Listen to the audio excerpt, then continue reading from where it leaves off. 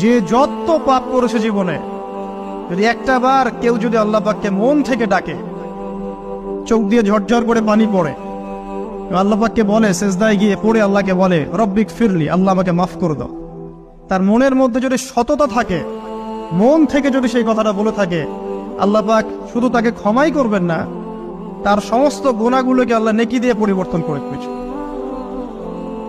একটা হাদিস পড়ছিলাম, নবী করিম সাল্লাল্লাহু আলাইহি ওয়াসাল্লাম তিনি বলছেন যে লাম্মা ক্বাদাল্লাহুল খালক, যখন আল্লাহ রাব্বুল আলামিন এই মহাবিশ্ব সৃষ্টি করেন, তখন আল্লাহ রাব্বুল আলামিন কাতাবা কিতাবান, একটা কিতাব লিখেছেন, একটা কিতাব আছে আল্লাহর কাছে।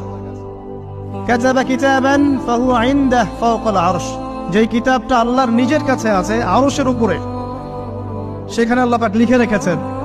কি লিখেছেন? ইন্না রাহমাতি সাবাকাত গদাবি, প্রতিটা ক্ষেত্রেই আমার রহমত, আমার দয়া, আমার করুণা আমার গজবকে পরাজিত করেছে। মানে আল্লাহ রাব্বুল আলামিনের গজব এর উপরে আল্লাহ পাকের রহমত অবস্থান করছে। জীবনের কোনো ক্ষেত্রে হতাশ হওয়ার কোনো সুযোগ নাই। আজকে পারিবারিক ভাঙন বলেন, ব্যক্তি পর্যায়ের আত্মিক ধ্বংসই বলেন, সমাজের বিপর্যয় বলেন, যাই বলেন, পিছনে একটা বড় কারণ আছে, সেটা হলো আল্লাহ থেকে দূরে থাকা মানুষ, আল্লাহ থেকে হতাশ হয়ে যাওয়া। আর এই কাজটা শয়তান করিয়েছে মানুষকে আল্লাহ থেকে দূরে সরানোর জন্য। কিন্তু আল্লাহ রাব্বুল আলামিনের কাছে কেউ যদি যেতে চায়, মন থেকে যদি আল্লাহকে একটা বারও ডাকে, আল্লাহ পাক এক ডাকের মাধ্যমেও তার গুনাহ মাফ করতে পারেন। দুজন ব্যক্তির ঘটনা পড়লাম। একজন ব্যক্তি প্রচন্ড রকম আবেদ, প্রচুর ইবাদত করে।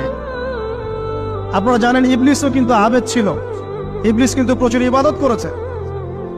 এখন ওই ব্যক্তির একজন বন্ধু ছিল, এটা বানু ইসরাঈলের ঘটনা। তো সেই বন্ধু পাপী ছিল, বিভিন্ন কবিরা গুনাহ করত। আর এই আবেদ ব্যক্তি বারবার তাকে নসিহত করত, গুনাহ ছেড়ে দাও, তুমি পাপ করছো, গুনাহ ছেড়ে দাও। তখন সেই ব্যক্তি যে পাপ করছে সে বলতো যে আল্লাহ কি তোমাকে আমার রক্ষক বানিয়েছেন? আল্লাহ কি তোমাকে আমার উপর দারোগা বানিয়েছেন?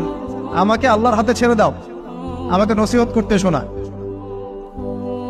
একদিন এই আবেদ ব্যক্তি তার বন্ধুকে একটা জঘন্য পাপ করতে দেখলো, এমন একটা পাপ যেটা দেখে তার মনে ধারণা আসলো এটা চরম জঘন্য একটা কাজ। তখন সে মুখ ফুসকে বলে ফেলল যে আল্লাহ তোকে আর মাফ করবে না, আল্লাহ তোকে জান্নাত দিবে না। আল্লাহ রাব্বুল আলামিন মালাকুল মউতকে এই দুজনের কাছে পাঠালেন। দুজনের যে যত পাপ করেছে জীবনে, যদি একটা বার কেউ যদি আল্লাহ পাককে মন থেকে ডাকে, চোখ দিয়ে ঝরঝর করে পানি পড়ে, আল্লাহ পাককে বলে, সেজদায় গিয়ে পড়ে আল্লাহকে বলে